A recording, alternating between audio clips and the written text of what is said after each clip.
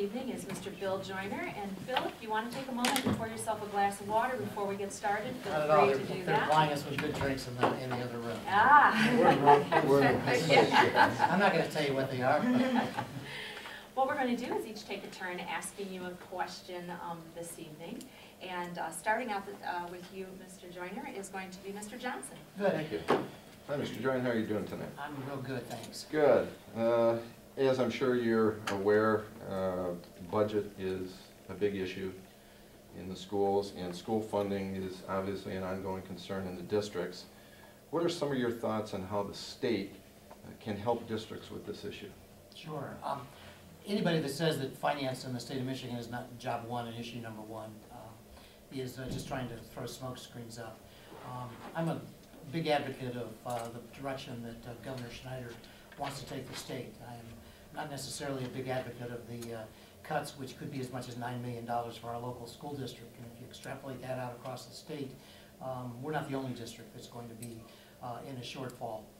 I'm going to believe that what John Walsh says in the Observer paper, that he is going to watch this very closely and work with the other legislative leaders to see if adjustments can be made, that in fact that $9 million shortfall for Livonia does not reach that level. I think that's important for all of us to make sure that it is not. And to that extent, I think that we have to be very careful that our lobbying efforts are not just from what I might appropriately call the education community, because our educational institution in Livonia for 60 years has been the best in the state of Michigan. I think that we have an obligation to expand and to take all of our component parts, from the Scouts to the Girl Scouts, Boy Scouts, to our athletic programs, that we have to make sure our arts groups, which have liaisons and networks all across the state, I think that our lobbying effort must in fact go throughout the entire community and throughout the entire state. That's number one, is to expand our lobbying base so that it is not identified just as some people like to refer to as the special interest education. We're not special interest, we are the only interest in Michigan. And that's the way it should be, so therefore we need to bring others in. Conversely, I do think that my own personal sense is that within 2 years, I think this governor is going to recommend the consolidation of schools and school districts. I think that is the handwriting on the wall. I am not supportive. I remember years ago in the 70s when we were all yelling, no cross-district busing. We want our own school and local control. We don't have local control anymore. We have a state control of our curriculum, of our finances, and across the board. I think that we need to be able to take a look at what appropriately we can put on the ballot for additional revenue from our own community. And I say that this way. I had a long talk with Dennis Wright just the other day over dinner. And he shared with me, again, the belief that with our property taxes already declining, I'm saving some $450 this year on property taxes. A simple rollback on our library of 0.2 mils would cost me $35 a year, but yet our library could stay at full expenses. I think that we need to take a look at what would the residents of Livonia support. How could we adopt or see that legislation was implemented in Lansing that would allow us to move some of our expenses over into budget proposals in the state? I see you looking like I'm talking too long, so I'm going to, those are some of the things. I think within our own district, 7 months ago I wrote that we should take a look at e-books and open source. That if we did, we'd be received all across the nation as a continued leader in education. And just 2 weeks ago, Clearwater Schools in Florida went to universal e-books and open source as a way to save on the purchase of school books. I think those are perhaps some of the more creative ways that we could take a look at. And let's be honest, when I was looking over the budget material again yesterday of our state and of our district and the amount of money that we have available for budget reductions and how much the $11.2 million that we had, the non-mandated of $31 million, we aren't going to have much that we've got left to cut. I think we have to look to the state, expand our lobbying effort, and see what local enhancements we can have to shift some of our burden over to other funding sources. Thanks. Thank you. Mrs. May. Thanks. Just a real simple question. Sure. What do you feel are the Board of Education, or would be your role as a Board of Education trustee, your responsibilities and your role as a board member? Sure, that's a good question, and I'll try to keep it quick, shorter than the last time. You're fine.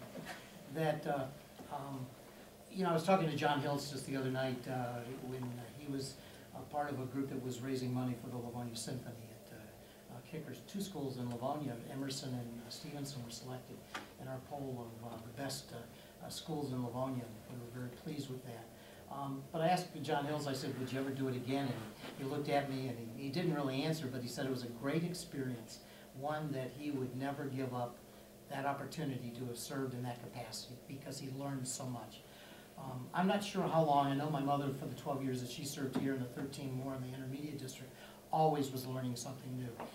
Anyone, I believe, that goes into this position thinking that it's a static position, in fact, should take a deep look at themselves. We have to constantly educate ourselves, which means that there's a constant evolution of our role, not only in terms of knowledge. The community is changing. Therefore, there are additional people to network with and the people to operate and get to know in our community. And recognizing that, then the role of a board member to establish the policy and to work closely with the administration. We have a wonderful administration with some great history in this community. But equally and more important is to be a part of a team. And I just look at the 6 of you. We've got from Greg, who active in his local church with his parents for such a long time, representing Westland, bringing the knowledge of what goes on within a school building as a building principal. We've got Colleen, who is active in her high school with her booster groups and the other organizations, and I do need some help with my landscaping if you're still able to help me. See you after the meeting. You know, and you've got Rob and Linda bringing the historical perspective, and Patricia, you're bringing in your school as a support staff, as a counselor this year, and Mark, your longtime activity with the recreational programs and activities in the community. I think it's to find what my role would be to work as a cohesive member of a team. Because if we recognize that education is not just a component part of Livonia, but it is the component part that drives our hometown, then we have to recognize that our educational leaders are the people that build the bridges with the rest of the community, whether it's the arts groups or the athletic programs, to bring them in so that when a realtor goes out, and I had a talk with a realtor a couple years ago because I was looking to sell my house. And when he came in, I said, why would somebody want to buy my house and move into Livonia? He gave me 4 reasons, none of which mentioned the school district. And I'm thinking there's got to be, if we have 92,000 people in Livonia, we need 92,000 salespeople. And I think that being knowledgeable and aware of those component parts to bring them in, representing the leadership as a part of a team, that's, Patricia, how I feel my role should be evolving. Thank you so much. Sure. Mr. Freeman. In your application, you talked about your role as a publisher. How do you separate that role? Okay, you're using your publications to get out your views. How do you separate that role and your role as a board member, and trying to avoid the trap of being considered a board spokesperson? Oh, well, I'm glad you answered, and I do have copies of my Friday Musings that comes out every Wednesday. If you don't have a copy, and for anybody in the audience that would like one. I don't view Friday Musings as necessarily a news publication, but rather a cheerleading megaphone for Livonia. It's an opportunity to tell all of the good things. The retired teacher, Barbara Murphy, a heart patient who now is a brilliant artist, and now takes her work as best of show all over the state of Michigan. Livonia roots, Livonia schools, teacher, now a brilliant artist. So I don't believe that my views at that point in time are going to be in conflict at all.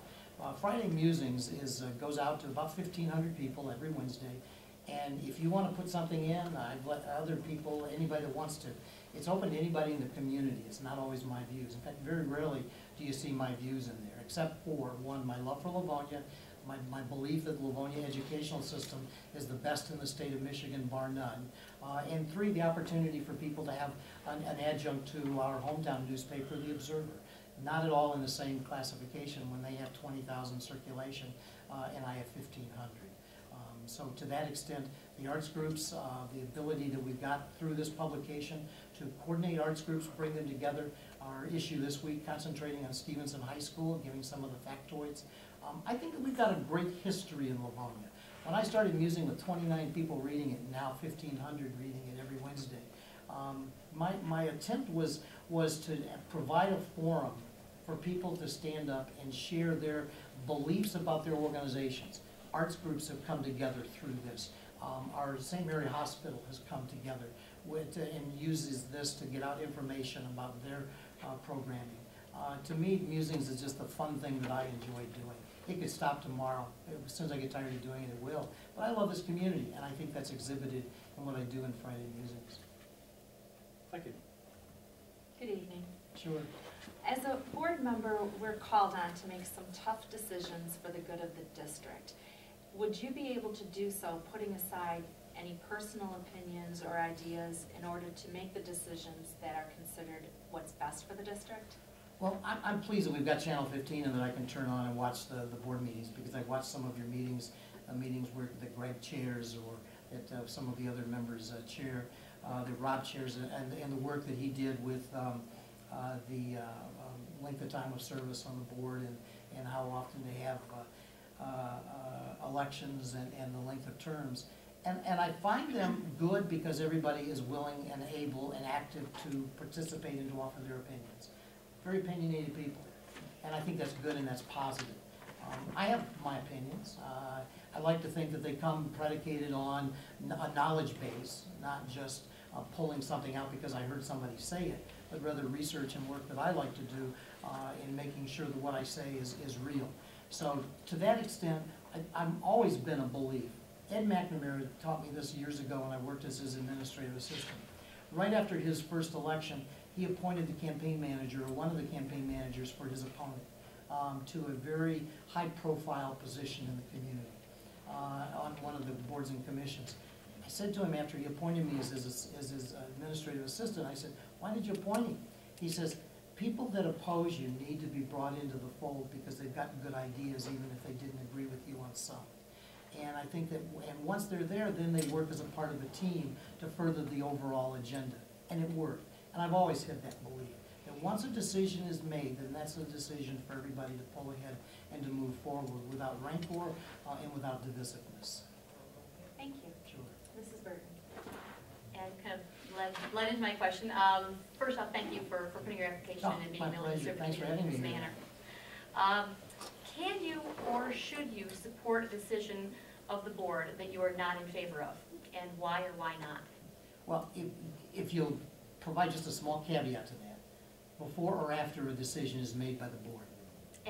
Assuming a decision is made by the board that you are not in favor of, can you and or should you support that decision once the decision of the board has been made? As long as it doesn't violate my personal moral or ethical code, then I would have no problem doing that at all. If it was, but I'm not even sure what that might be. So I'll go back to the answer that I gave just a brief moment ago. Once a decision is made by the board, I think it's what's the word, not coherent, somebody help me with the word, what am I looking for? It's the responsibility to work as a team and to further that as a goal. If I want to change it, then it can be done privately behind, in talk. In conversations you and I might have, I might very well express, maybe we ought to look at it from another angle next time. But that would be done behind the scenes. I would prefer to have a cohesive voice, one, because we're trying to pull together a community that's already divided. It's divided in political groups, in economic strata, in age groups. And I think that we need to work cohesively. If the decision has been made, the time to make that, to express my opinion is in the committee meetings and when we're making the decision, not once the decision has been made. Thank you. Mr. Oak. Okay, you've done a nice job talking about teamwork and building bridges. What are some qualities, skills, experiences that you would bring to this table that maybe aren't up here right now? Well, that's difficult because there are some tremendous skill sets up there. So to make a suggestion that I would add to already what each individually offers quality would be to set myself up as above, and I'm not willing to do that. I do have a skill set, and that skill set is one, I have I can't say, yeah, I do. I have a unique ability to communicate, both verbally and in writing. I believe tremendously in an ability that I have of community organizing. I look back at Robert Kennedy as my role model in the 1960s when I was growing up, who oftentimes felt that it was better to go out and to give hope to people that change can come and that it can be effective if they're a part of the solution. That it's not enough to complain unless you're offering legitimate solutions. And I think that that's what our arts community was a group of disparate people in this community. We had a great symphony, we have a wonderful youth chorus, tremendous youth symphony. Youth symphony was gonna leave town. We were able to pull all of the youth, the community arts organizations together so that they could work cohesively and have one voice.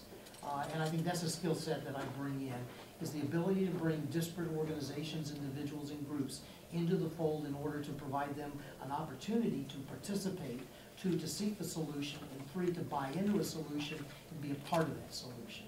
That's something that I have always prided myself on and would like to continue working on with this board. Does that answer your question? Yes, it does, thank you. Okay, sure, my pleasure. Thank you. I'm sorry?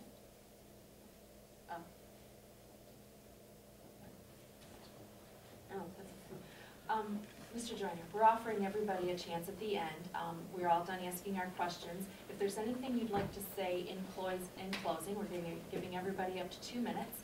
Anything that you'd like to say in closing to say anything that perhaps didn't come out in any of the questions that we asked, or Well, something you'd like us to know? Yeah, about a minute and a half, so I promise.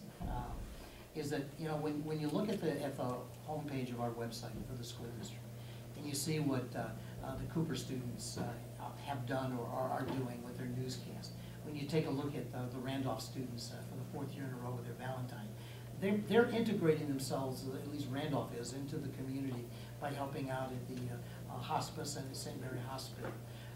When you look at an athletic director at Churchill that's being honored as the best in that class, meaning the class of administrator, I think that speaks volumes for who we are. We have a need, though, to take those positive elements and to rally the entire community and acknowledging a shared ownership of those issues, problems, and then the solutions.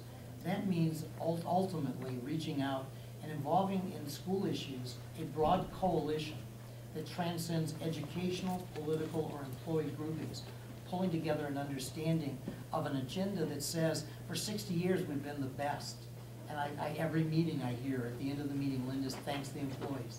And at every meeting, people are saying, look at all of the success stories. You know, it's no longer enough to have 4,000 to 5,000 voters in an election, or 15,000 to 16,000 students representing 9,000 to 10,000 families to stand up and say we're supportive of educational excellence. I think we need to go a step further. We need to take a look at our community of seniors, single parents, young, not yet with children in schools, realtors, small business, art groups, and coalitions, and bring a synergy into our hometown, acknowledging that our schools not only are our strength, but our children are our resource.